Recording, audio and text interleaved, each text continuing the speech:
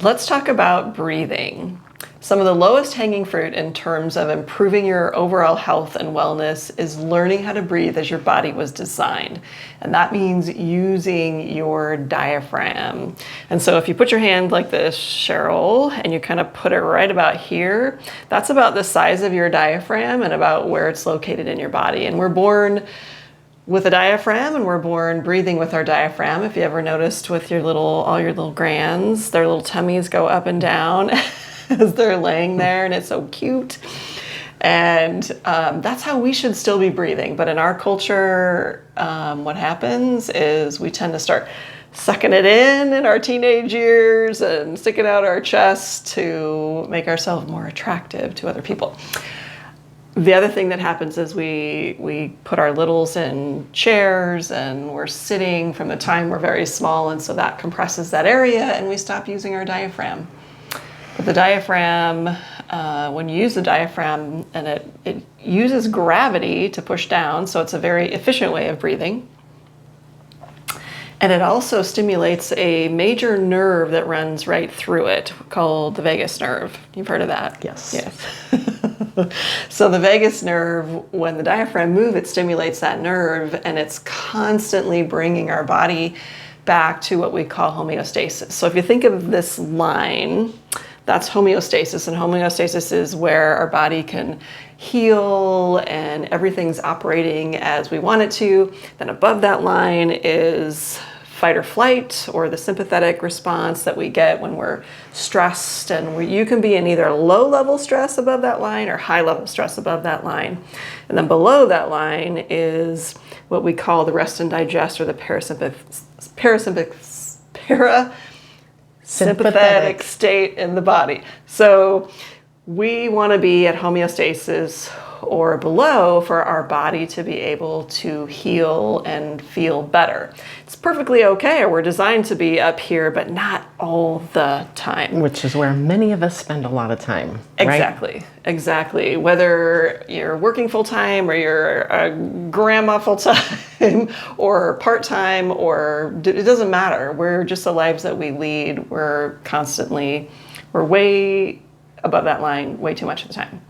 So what can you do? Use your body as it was designed. And that movement of the diaphragm is constantly trying to bring you back there. So how do you relearn that? So one of the things to just do a little self-assessment of put one hand on your chest and one hand kind of right below your belly button.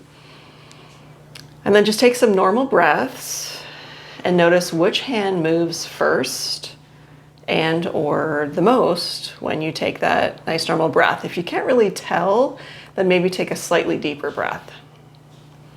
And if you still can't tell, then we'll try some other things. But if you can move, you want the lower hand to move out, perfect, as you breathe in. And then you might feel the chest move a little bit from the movement of the belly, but you don't want the chest to move first. And just to add something in there, it's okay. We should move, the rib cage should move out, the chest can move up. That's all part of breathing, but the chest and the raising of the shoulders shouldn't be really part of the breath until we're really exercising hard, or we're trying to take a deep breath to sneeze or to yell. But you'll notice in the babies, right? They don't breathe with their chest or their shoulders unless they're really belting it out there for some reason, right? So, okay.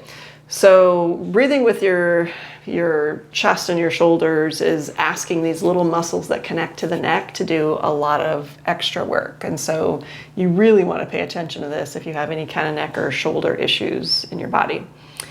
So the best way to practice diaphragmatic breathing is laying down. So we're going to ask Cheryl to lay down, face up.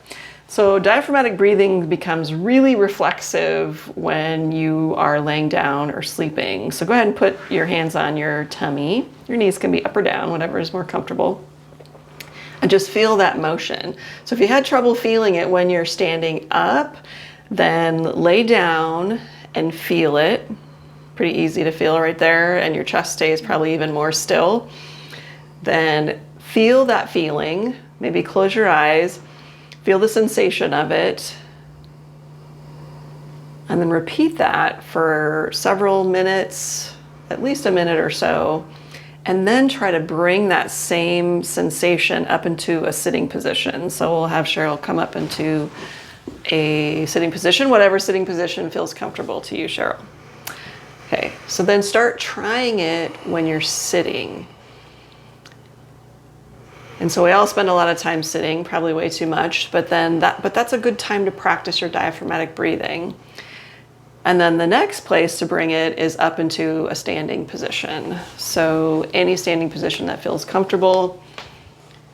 So practicing your diaphragmatic breathing when you're standing in line, you've emptied your stuff onto the conveyor belt at the grocery store. Stand there and practice your diaphragmatic breathing. Nobody has to know. You don't have to put your hands on your tummy to do it, but start to feel that sensation so it becomes your default way of breathing and letting go of some of the stress that is created through doing a lot of chest and shoulder breathing.